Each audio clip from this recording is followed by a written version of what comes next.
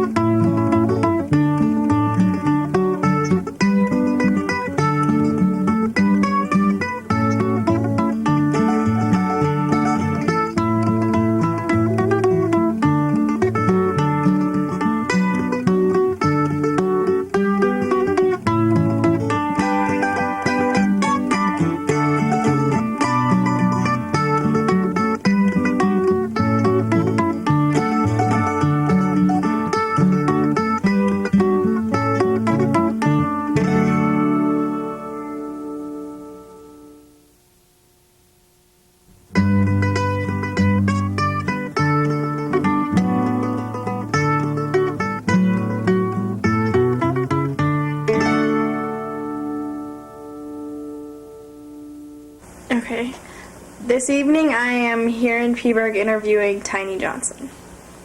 You're a native of Philipsburg, right? You were born here? Yes, I was born here in 1924, June 17th, 2 miles south of Philipsburg on a ranch. Born at home.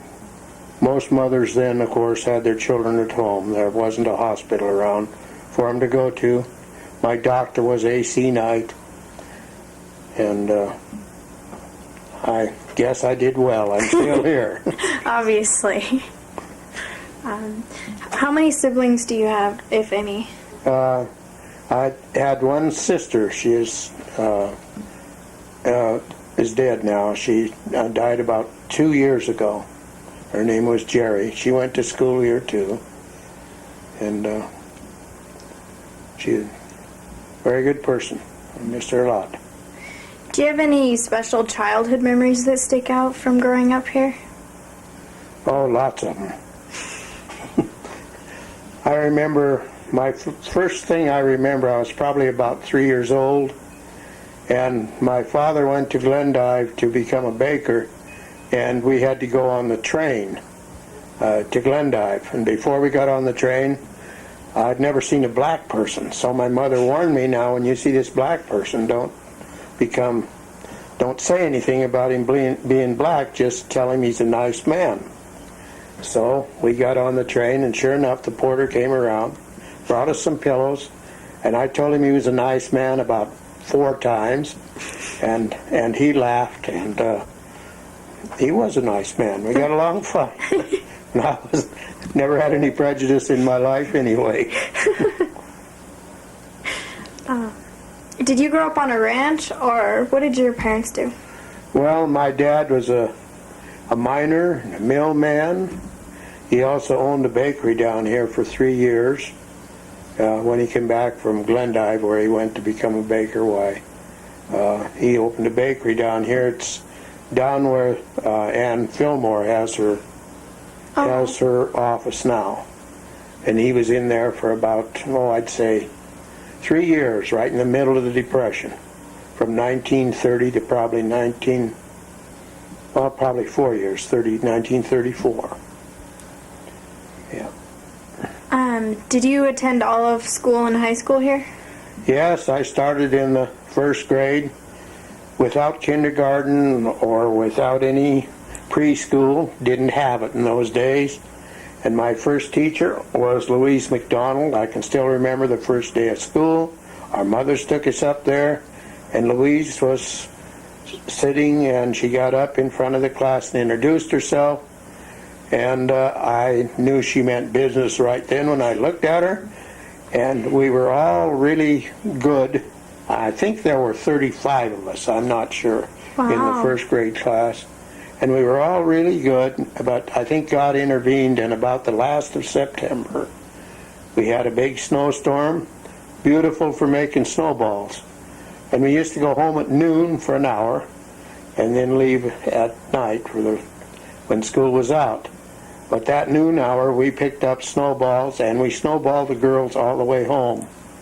And I remember throwing a snowball at a girl when she was opening the door, and I think it went right into their front room.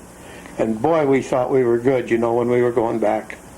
We got to school and there was a chair sitting there right in front of her desk. She called the boys' names, lined us up on the right-hand side of the chair, sat down on the chair, and took us one at a time. And we had a little change of attitude, so to speak. And there must have been 18 of us. And she was going just as good at the number 18. I think she could have taken care of 50. But that really cooled us down for probably the first 3 years of school. And if you did that this day and age, the teacher'd end up in jail and such. Right. And I'm going to say this, didn't hurt us a bit. And I think they have a bunch of hogwash on some of their stuff today. I agree. You taught school here for a number of years, didn't you? Yes, I did.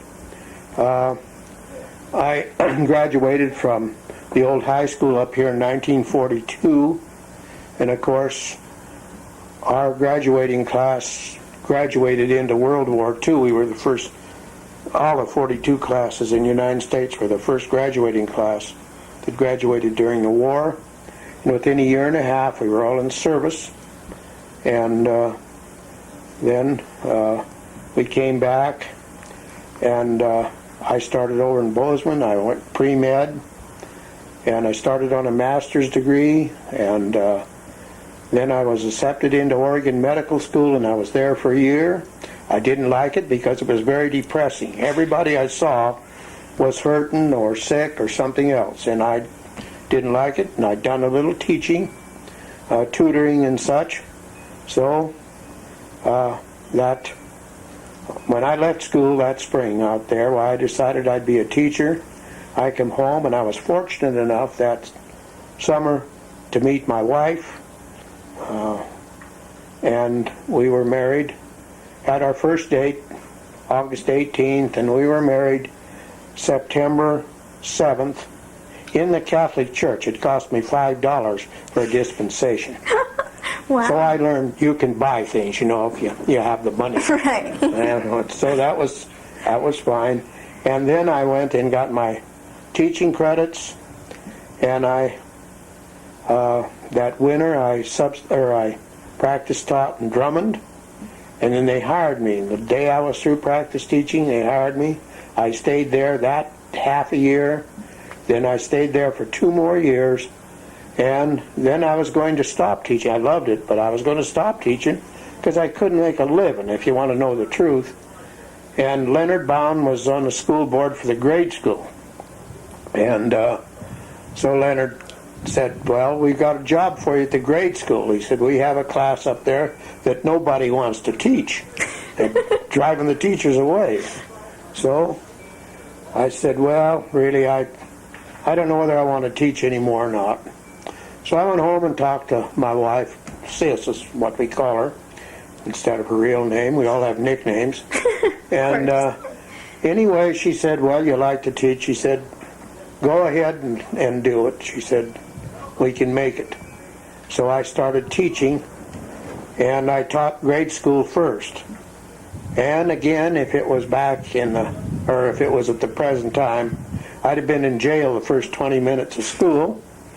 But within I'd say 6 weeks, the class was straightened out. And by the way, there was 36 in that class in the 6th grade. They didn't seem to care how many kids they had in your class. And then I remember Seibel come in. He was a superintendent over both schools.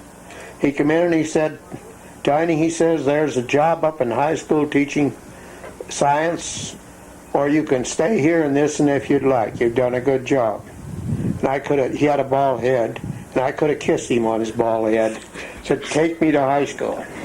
So I went to high school, and I taught the old high school up here on the hill till they built the new one. And I taught a total of 32 years. And I had that class again that I was just telling you about. For 4 years, they had 2 other men after me, and they were the best class that I ever taught in high school in 34 years. And I don't know what would have happened if that hadn't been straightened out.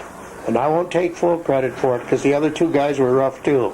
They had 3 real rough years, and they learned something. I'll tell you, it worked good.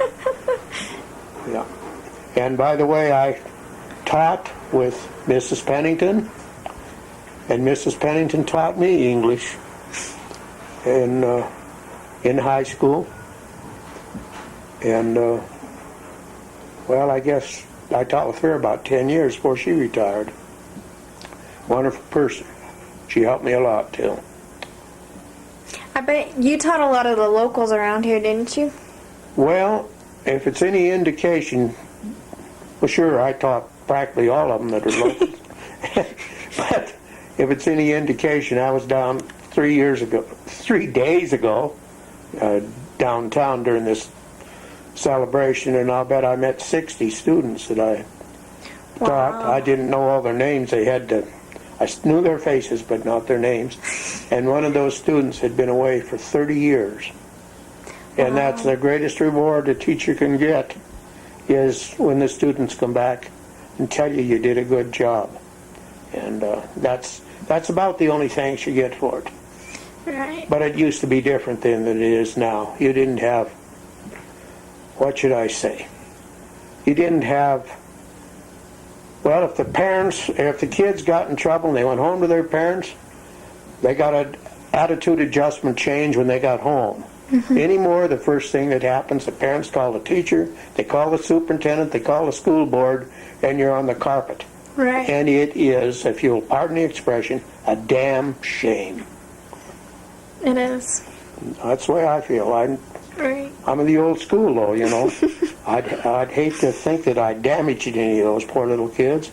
I know it didn't damage me when they changed me. I don't think it damaged any of them. I don't think so either. Teaching was really a rough go on my family because you couldn't make enough money to live. And I had never less than 2 extra jobs and sometimes 3. And the toughest job I ever had, I was on 24-hour call as a lab technician up at the local hospital, and they could call me at any time. They'd even take me out of school because there's nobody else that could do the work. And I did that for 9.5 years, and I finally trained 2 other people to take it, and I got out. There was lots of times that I didn't have 2 hours sleep a night. Wow.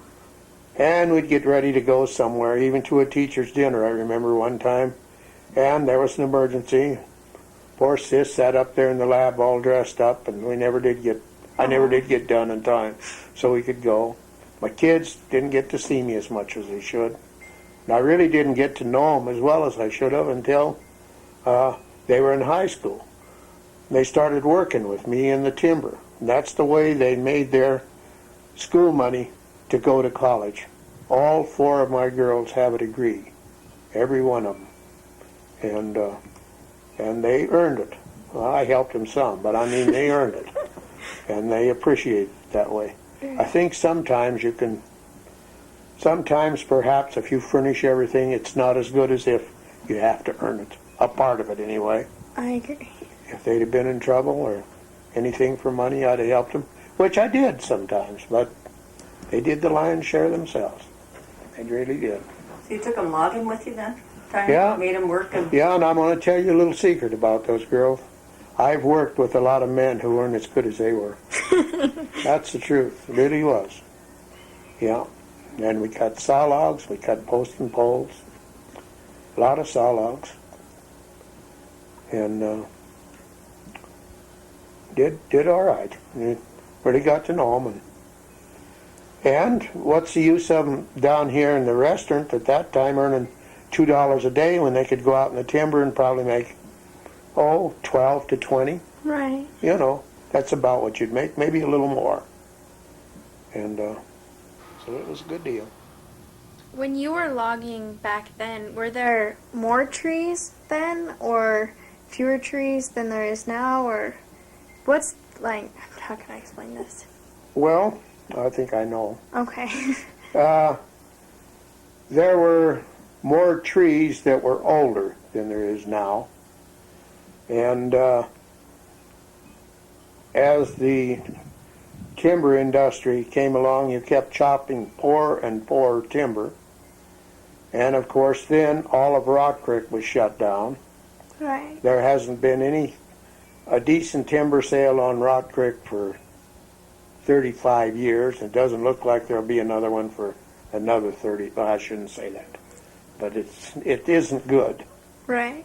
And this is just exactly what happened down in Colorado and the other places. And it burns. Right. And then even when it burns, you have environmentalists that won't let you chop the burned stuff. Exactly. So it falls over and it's wasted, which I'm too Scotch to see things wasted if you want to know the truth. But right now they are chopping timber that we wouldn't even look at. I mean, you just wouldn't even touch it.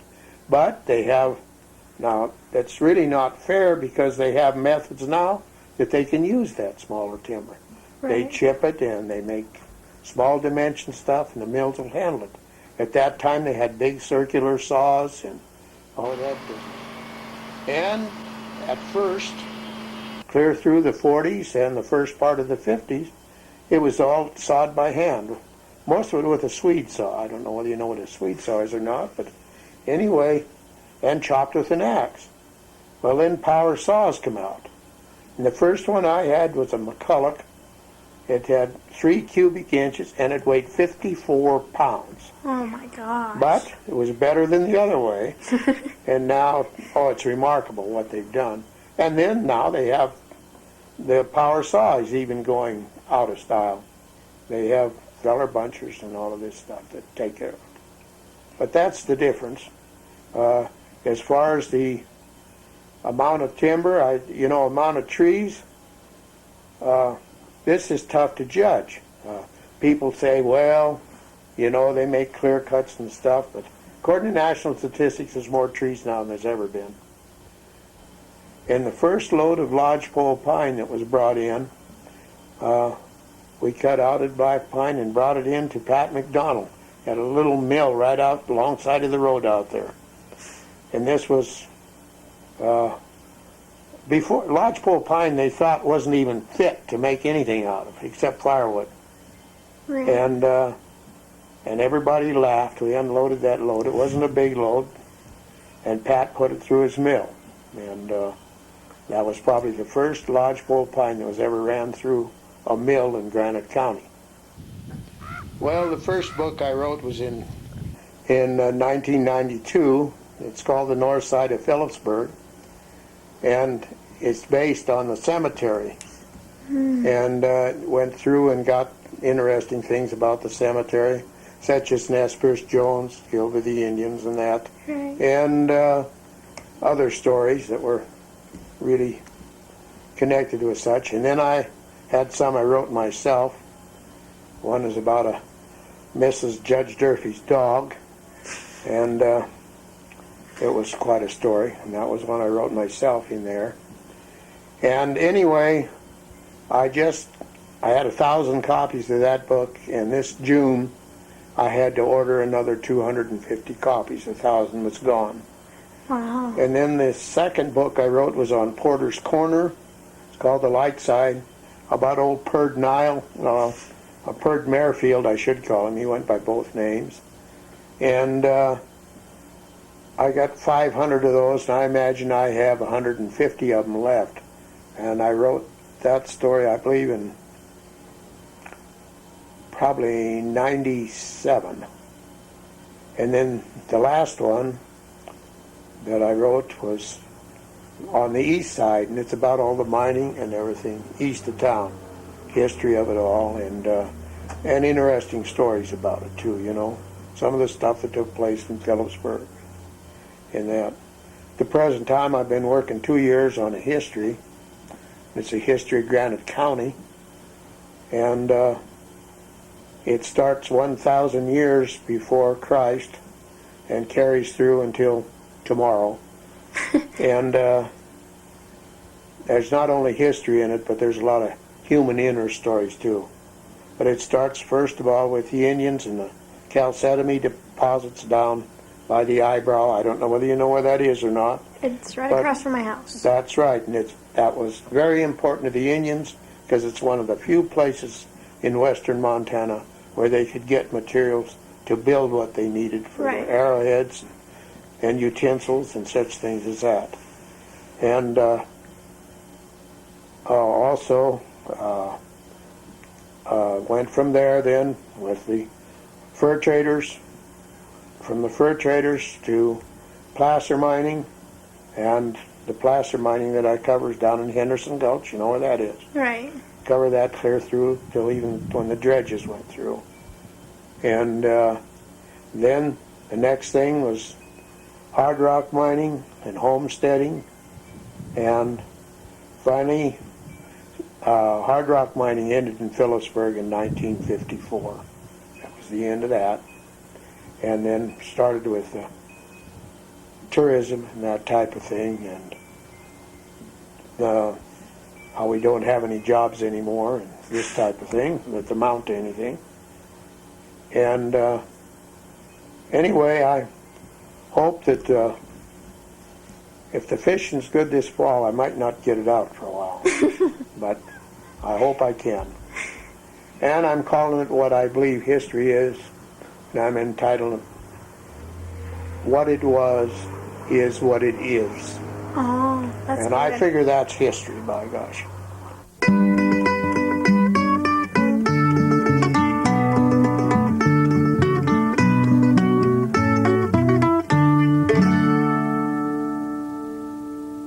Yeah. Some old ranching stories. 17 feet of snow story. Yeah, yeah. Well, there was quite a few pretty cold, miserable nights when we were calving. The coldest was up here at Philipsburg, because we had more cows to calve out, and I don't think the weather was any colder than down at Drummond, but it was cold, and if you had a cow out in the field and it was 20 below with a north wind blowing and she had a baby calf, you had to go out and get her and get the calf. And most of the time you had to take a saddle horse and drive the cow in, even if it was 2 or 3 o'clock in the morning. And I made 2 trips out there one night that I could recall. And I don't think I was ever any colder in my life than I was then. Probably not. And my horse didn't even want to go back out in the field again. I don't blame it. Philipsburg. Oh yeah, we liked it up there. We were both natives down here, but then we went up there and we really liked it.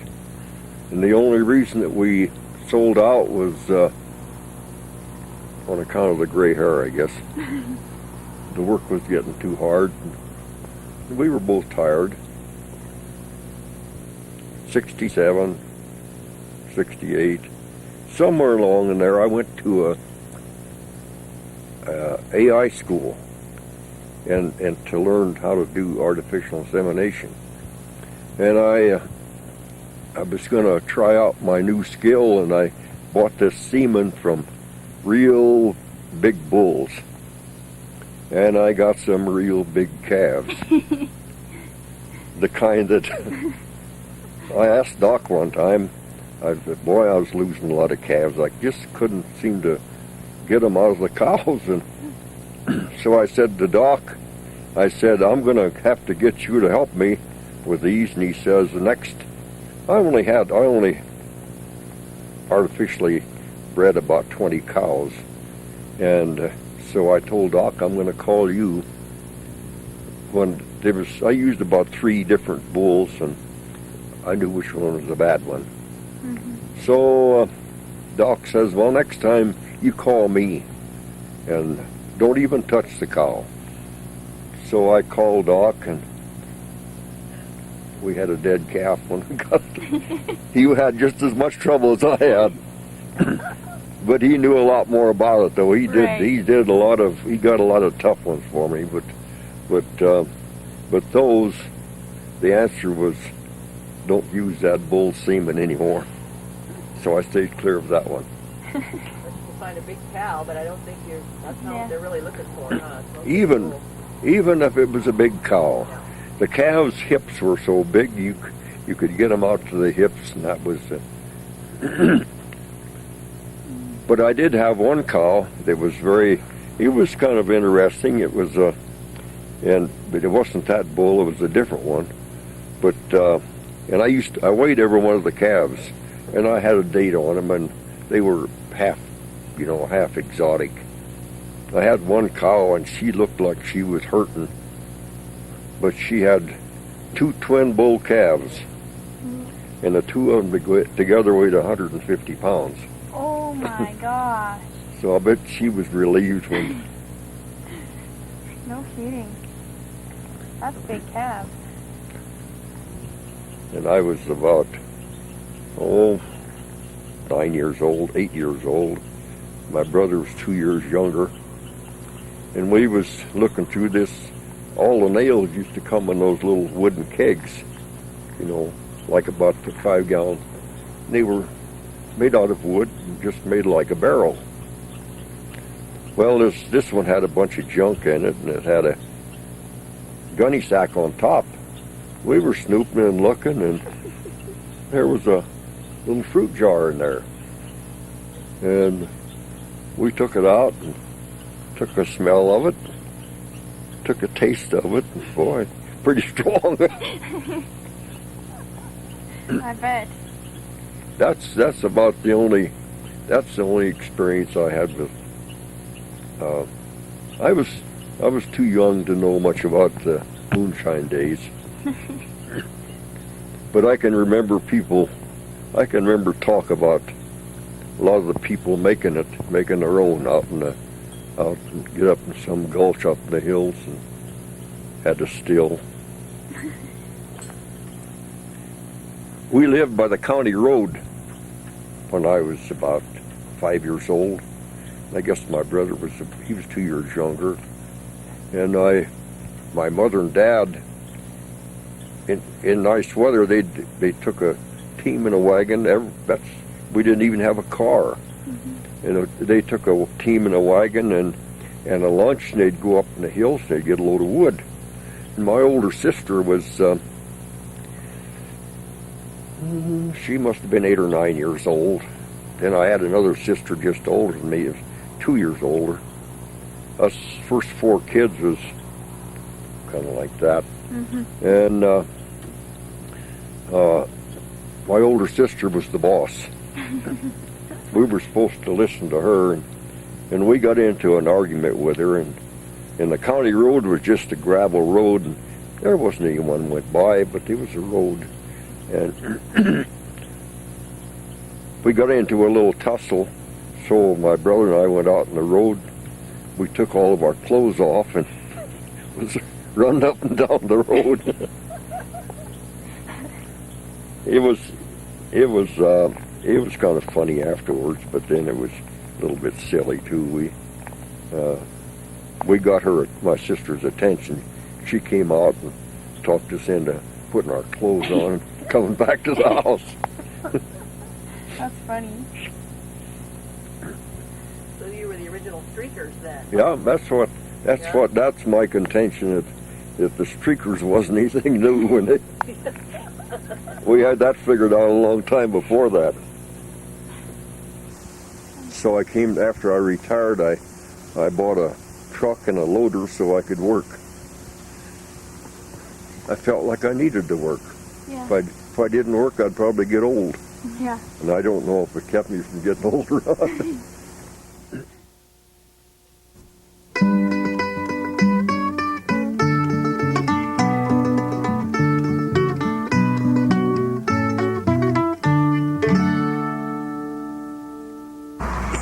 Today I am here interviewing Bill and Phyllis Orman. How long have you guys lived in this valley? Like, when did you guys first come here? I came here in 1934 with my parents from Ovando. How old were you? 14. Did you guys ranch, or were you farmers, or Yes, we were ranchers at Ovando and we ranched here. at the same place here, or a different piece of land? Yes, right here. It's been in our family since then. That's a long time. When did you two meet? Well, let's see. When did we meet? 1936? No. It was during the war years we met then. When did you come here? I came here 54 years ago when I married Bill. Where were you from? I was born and raised in Minnesota, central Minnesota. When did you become interested in art? Were you younger, or? Well, I guess I was always interested in art. I was just as a child, I always drew and things like that. I never was good at it, but I had that interest. And it just kind of kept going. I didn't ever have any formal training or anything. Like, what's your favorite type of art? Well, I like to do sculpture and painting, both. I don't know that I have a favorite. When I move around from one to the other, it's always kind of fresh and new to me, and so it's more interesting. So whatever I'm doing at the moment, I like to do. How much time do you spend on each one of these projects? Well, and now that I've retired from ranching, in the winter I have a lot of time to spend on it, and in the summer I do other things and pick strawberries and things like that. Do you ever give him any ideas, or? Do I give him ideas? Oh, he's got more ideas than he can do already. No, he's very prolific in his ideas. Which one of his pieces is your favorite, or do you have one? I particularly like his wood carvings because he has so much detail in them, and it just, you look at, he started with a single block of wood and you can't figure out how he's put so many figures in it. And to me, it's very interesting. Do you ever have people help you with your sculpting or anything? No, I guess I don't. I tell them I don't need any of their crackpot ideas.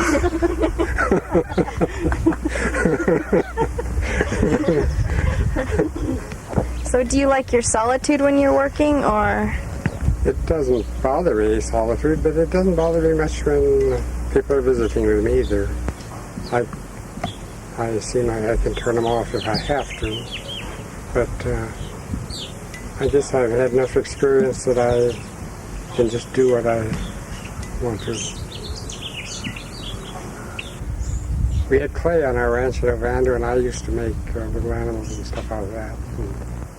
And I painted too then. But they were just no better than anybody else's. Maybe a little worse. What did your parents say about you always drawing and sculpting? They thought I was wasting my life, I think. When I was 6 years old, they said, "You're never going to amount to a thing." You showed them. Oh. Yeah. What did you first think of, like, his art stuff? Oh, well, I guess when I first knew him, why he was doing a lot of sketching and that sort of thing, and then after we were married, he started doing some of the sculpture, and then it's just later years that he's done a lot of painting because he has more time to do it. How do you construct these big sculptures? Like, some of them are Well, it's not as hard as it might seem. I built a frame, or just like a skeleton inside out of the rods, and then I cover it with steel. And just put it on in patches, and so if I get the skeleton right, why, I can't fail very far. Just like making a shirt. Patches of cloth and patches of steel. that's all right. Do you use life-size proportions for everything? On these big ones, I do, yes. Or maybe a little bigger than life. I get carried away, you know. Do you add like little detailed things in your sculpting and stuff that you gotta look with a quick eye to see? Well, I don't know, but I do. Everything's slow. Like I know in the bear at the museum in the log there's a little tiny mouse. Oh, those things? Yeah. Yeah, you have to look for them. Like these big sculptures out here, each one of them has a bug on it, except the turtle doesn't. I didn't know how to make a water bug, I guess. Yeah. Each of his sculptures has a heart inside, which I think is interesting. Like an actual like animal heart or Not a real heart, but a steel heart, yes, and he always paints it red like a heart would be, and it's in the proper place. And now people say, oh, did you put a heart in it? And so, of course, now he can say yes. If I forget to put a heart in, I lie and say, yes, I put a heart in it. no one will ever know. Does the heart symbolize anything or? Well, just that maybe it has a little life of its own. I just thought it was a good idea. That's Good neat. thing I stopped there, isn't it? Well, this is roughly the second large sculpture I made. Took about 2 months, I guess. It's just a little bit bigger than life size, not very much bigger. People always ask me about the horns, and they're made out of steel. There's a steel core and covered with fiberglass. The rest of it's all made of steel plate. Took me a couple months to make it, I guess. Oh, come on. Okay. Well, I made this heron kind of for fun, and we used it as kind of an advertisement for my son's Blue Heron Bed and Breakfast in Philipsburg. And it looked pretty good. When we had it mounted up by the side, it looked pretty good. Do you ever make like special pieces for people? Not if I can help it. Yeah, once in a while I do.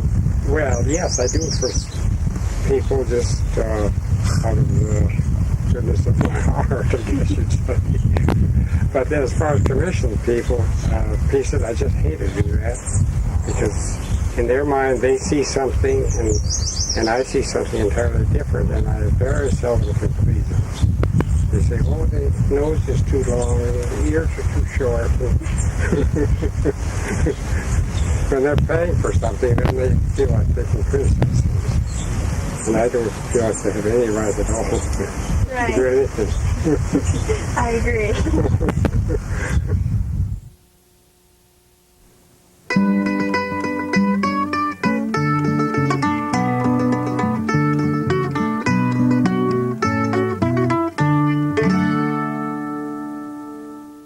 You used to be a vet around here. Like, what did you do? Well, yeah, I'm a veterinarian for 45 years I practiced, but I didn't come up to Drummond to live until 1954. But I did a lot of work up here from 1942 until about 12 years ago when I retired. Oh, and you worked in Missoula for a while? 13 years in Missoula. Mm-hmm. What did you do over in Missoula, like? Well, I had a hospital down there, a big, good-sized one, and I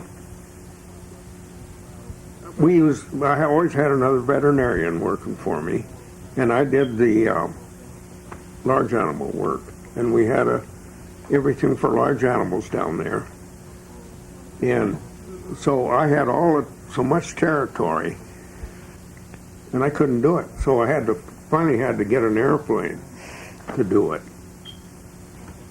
And that saved me all kinds of time. Then I could get there. But there was no way you could drive Oh, no. all those. So how did you land? Did you just land in the fields? Yeah, in or? a field. The airplane had a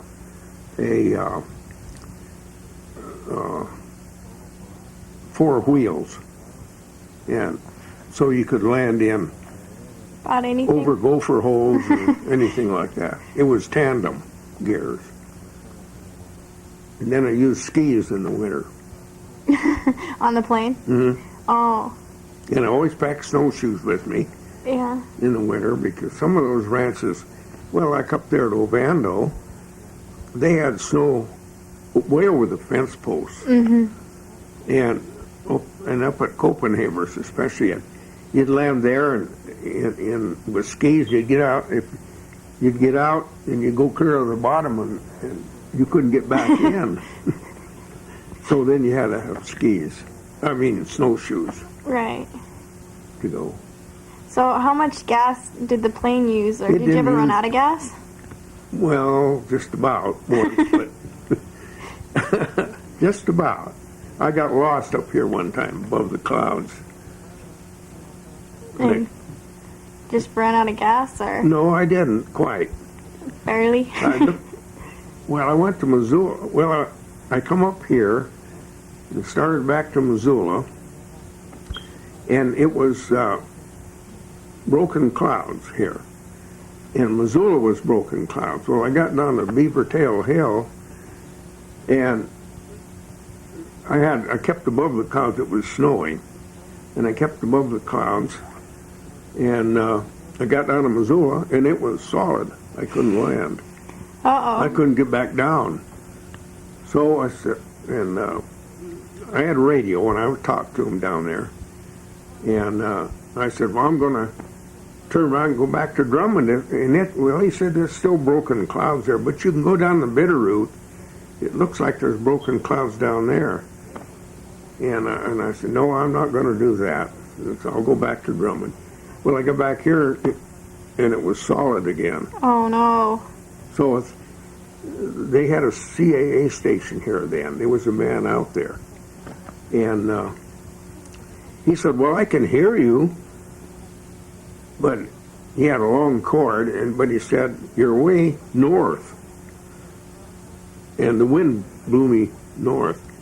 On the compass, well, it keeps blowing you. Right. You still have a compass heading. Well, I said, I'll just keep going until I find some place. And between here and Missoula, there was a couple of little openings, but there was just fir trees down there. And you don't do that No, you don't want to land in trees. because you might end up in a canyon somewhere. And so I kept going, and finally I looked down and I see water. And then I knew where I was. There was a big hole there. It was over Nevada Lake. So that's the only time I about ran out of gas. Do you have any problems landing ever or anything? Yeah, once in a while. I wrecked it once, How'd you do that? Well, I was up at Philipsburg at George Munis's, and it was in March, and it was real windy, and it was on that hill behind his house. I'd lived there before, and there was a power line down below, and usually I took off that way, but the wind was wrong. It was behind me. So I took off uphill, and I got off the ground about 30 or 40 feet, and all of a sudden I hit a downdraft, and I came back down to the ground. And I looked up, and here was that big corral fence right in front of me. Oh, no. And momentarily I let off on the gas, and I shouldn't have. And then I saw I was going to hit the fence right head on. So I just gave it full gas and headed for the fence. And just where I got there, I lifted it over, and I caught the tail wheel in the top pole. Oh, no. Tore the tail clear off of it. And I went about, quite a ways without a tail, and I lit in that irrigation canal that comes out of the lake. Oh. One wing on one side and one on the other. And I just walked out the wing. You're And- lucky. And George, I looked for George and he was down putting his fence back up. He was afraid to come out there.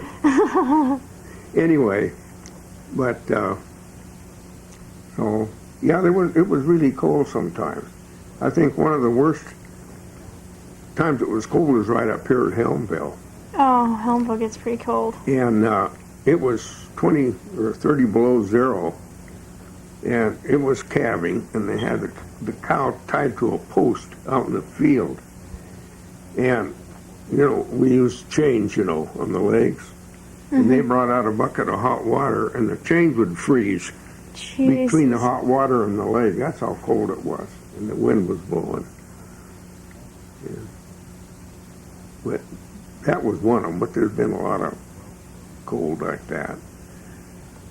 And, but things really changed, so I think in my practice, I think I had,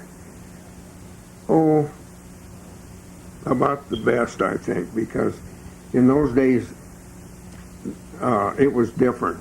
You could make up all your own medicines. You could do whatever you wanted to do, but now you have to buy.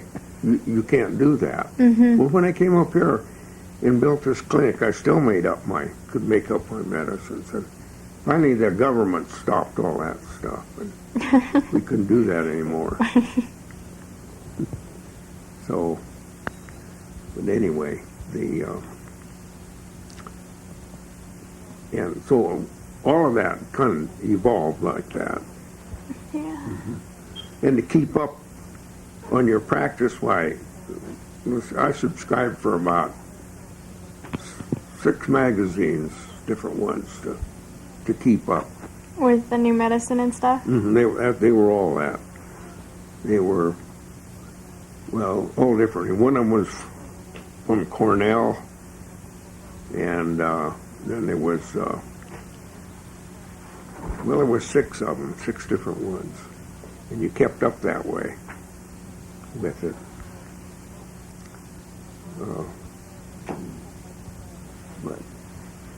And then there was, there was a lot of places that were, I think one of the things that I do remember was when you had to stop and eat at some of those places. Oh, boy. Good food or No. bad food? Well, most of those ranches had great food. And they always had dinner, Oh, yeah. At noon, you really ate. Yeah. And one time up at Arlee, and it wasn't an Indian either, but I went up there to castrate some steers, and they were big ones. There was only about half a dozen of them. And this old guy, he come out there and helped, and pretty soon his wife came out, and we were done, and he said, you get embarrassed sometime. He said, old lady, he said, go get some water ready. He wants to wash his hands. And so she trots back to the house and went up to the house and went in it was a long kitchen and kind of like a T. It was on the other end of it. And it went in the front door, and 2 Plymouth Rock hens were sitting on the dresser drawer when I went in. And I thought, well, okay. And then the stove in the kitchen, there were potato peelings and everything under the reservoir on the cook stove. And she had the dish pan out there on a chair for me to wash my hands. One of those old white dish pans, or wash basin, and it was dirtier than my hands. And she actually saw me look at it, I guess, and she said, would you like some Lysol in that? I hate Lysol. And I said, I sure would. So I bet. I washed my hands, and finally, Well, I remember some instances, that happened. When I first got out of school, you settled in Missoula. I didn't look very old, and so I don't remember the lady's name that used to own the Wilma Theater. She had her penthouse right up on the top, and she was quite old then, and she didn't have a car. She didn't drive, and she said she called up and she said, "Would you come down and look at my little dog?" And I said, yes. So I went down and went up in the elevator, and I knocked on the door, and she opened the door, and she looked at me, and she said, my dog's older than you are. Yeah. And how old is your dog? It's 21. And I said, well, and we got to talking, and I said, well, what do you feed the dog to keep it that old? Well, she said, I think the reason he is so old is because he gets a saucer of wine every day. Yeah. So were you Linda said you were the first vet in western Montana for a while, or over here? First one in Missoula. Missoula, wow. Except, well, there was an older one there in Missoula, but he didn't do very much. He'd call me up to go help him, and he was quite old-fashioned, He called up one time and he said, I got a dog with strychnine poisoning. Could you go down with me to the house? And I said, and yeah, I'll go down with you. Dr. Schultz. And we went down to this house, and we always give them a shot to make them vomit. And it's usually apomorphine, and it's a shot. And he didn't have any of that stuff with him, And he goes in the room, and this carpet and everything, and the dog was having convulsions, and so he opens its mouth, and he spit in its mouth. He chewed tobacco, and the dog goes all over the rug. Well, I learned something there. You don't have to give them a shot. Yeah. Just spit in their mouth. No. But anyway, yeah. That was probably cheaper than the drug, huh? A lot cheaper. But you had to chew tobacco. Yeah. And I never did do that, so I was out of luck. Yeah. That wasn't going to work. I'd have probably been sicker than the dog. On it. Well, when I came up here, they started right after that, they started their bangs testing program. And I tested in this county, in Powell County, and some in Missoula County, 32,000 of them. Oh my God.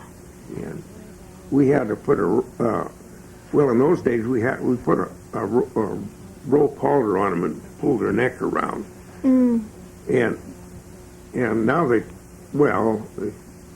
not too long after that, they took blood samples from under the tail. And that came into practice when they had to do the elk. They couldn't very well bring the elk's head around like that. Right. Yeah. When I went to Missoula, there was still red light district down there. And we had a lot of those that come in. They all had dogs in there. And, well, I guess I can tell you what this one was, but it was Mrs. Daniels was her name. She was the madam. And she would come out there, and the clinic was I had a long hallway. And she never did wait in the waiting room. She always walked in.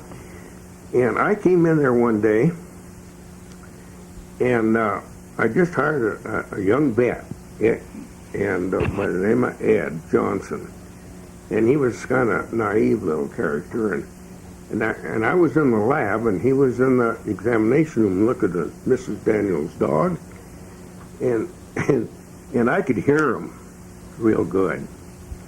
And she says, young man, do you know what kind of business I'm in? And he says, no, I don't, Mrs. Daniels. I'm in the sporting business. And I tell you, I just about died because he says, well, you know, I've been thinking about buying some fishing equipment. She said, I don't mean that. And I didn't hear any more of it. Things like that.